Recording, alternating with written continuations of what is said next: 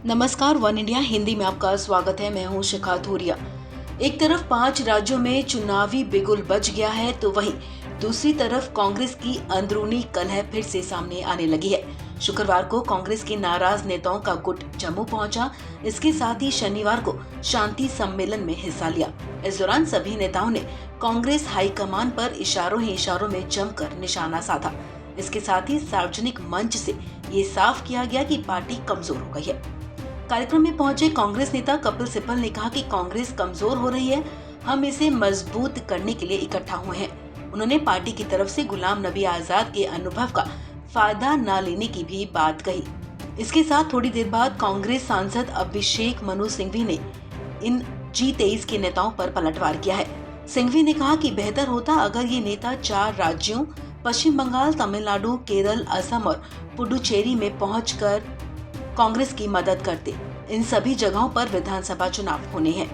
अभिषेक मनु सिंघवी ने कहा कि G23 के नेता सम्मानजनक हैं, जिन पर पार्टी गर्व करती है। इसके साथ ही उन्हें सलाह दी जाती है कि वो आने वाले चुनावों में भी अपना सर्वश्रेष्ठ योगदान दे। इसके अलावा चुनावी राज्यों में पार्टी को मजबूत करने के लिए अभियान चलाएं और वफादारी का प्रदर्शन करें। सिंघवी ने कपिल सिब्बल की तरफ इशारा करते हुए कहा कि एक नेता ने यूज्ड शब्द का इस्तेमाल किया, जिन्होंने ये कहा वो कांग्रेस की परंपरा नहीं जानते। सिंघवी ने इशारों इशारों में कहा कि ये यूज्ड शब्द गुलाम नबी आजाद के लिए इस्तेमाल किया गया है, जो 7 बार कांग्रेस से सांसद रहे हैं। सिंघवी ने कहा कि सोनिया जी ने उन्हें मुख्यमंत्री बनाया, इंदिरा जी ने कैबिनेट में जगह दी। सिंघवी ने कहा कि गुलाम नबी आजाद कांग्रेस के महासचिव रहे और देश भर के 20 राज्यों के प्रभारी रह चुके हैं। हालांकि चुनाव की तारीखों के ऐलान के बाद ही गुलाम नबी आजाद ने तुरंत प्रतिक्रिया दी थी। उन्होंने कहा था कि कांग्रेस सभी राज्यों में मजबूती से चुनाव लड़ेगी और उसकी कोशिश ज्यादा से ज्यादा सीटें जीतने की होगी। कांग्रेस हाईकमान से नाराज इन सीनियर नेताओं को G23 के नाम से जाना जाता है। इन्होंने कांग्रेस की अंतरिम अध्यक्ष सोनिया गांधी को लिखी चिट्ठी में पार्टी को चलाने के तौर तरीकों पर सवाल उठाए थे। यही नेता शनिवार को जम्मू में इकट्ठे होकर अपनी ताकत दिखा रहे थे।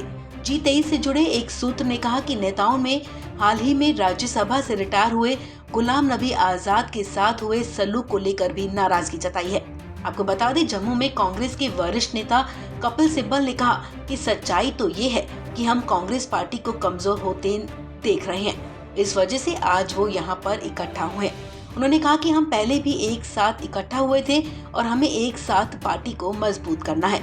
गुलाम नबी आजाद पर सिब्बल ने कहा कि वो एक ऐसे नेता हैं जो हर राज्य के हर जिले में कांग्रेस की जमीनी हकीकत जानते हैं। उन्होंने कहा कि हमें दुख हुआ जब हमें पता चला कि उन्हें संसद में जिम्मेदारियों से मुक्त किया जा रहा है। इसके साथ ही कपिल सिब्बल ने कहा कि मैं ये नहीं समझ पा रहा हूँ कि कांग्रेस अपने अनुभव का उपयोग क्यों नहीं कर रही है।